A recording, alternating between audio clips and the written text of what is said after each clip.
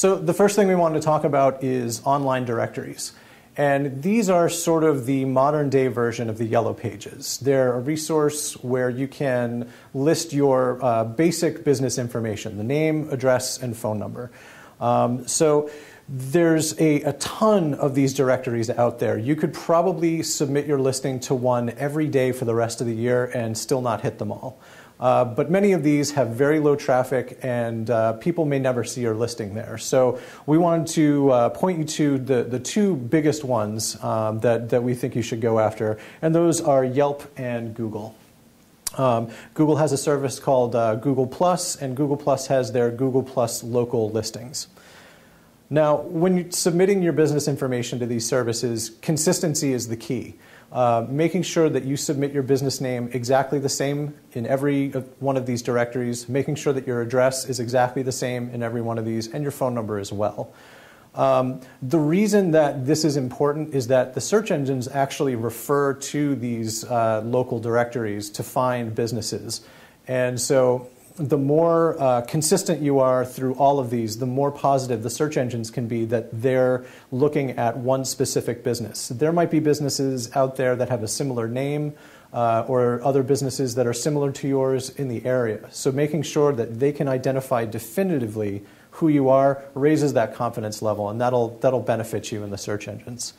For our case study here, E.M. Friedman, it appears that they may have had an office move. We found in Google Plus Local a Randolph location listed. However, they appear to be located in Dedham. So our advice for you all would be to go through these directory listings and make sure that your address is current, up-to-date, and accurate across as many of these as you can. Pictures are also a nice plus. There's no pictures listed here, shown here. It doesn't have to be anything too fancy. You can upload your business logo, you can upload a picture of your office or your staff or something like that, but it helps to put a face to your business. And lastly, just an important point is that Google Plus Local actually drives Google Maps. And what that means is that Google Maps uses the information you submit to Google Plus Local to find businesses. So if you have the wrong address in there and people are using Google Maps to get to your office, it's really important that the address is correct. Yeah, and this is a pretty common thing that we see. When you have an office move, this happens all the time. It can be frustrating because sometimes it can be difficult to change these listings, but it is important. But again, this is very common. We see it all the time. So, excuse me. As Chris mentioned, there are a ton of these directories out there.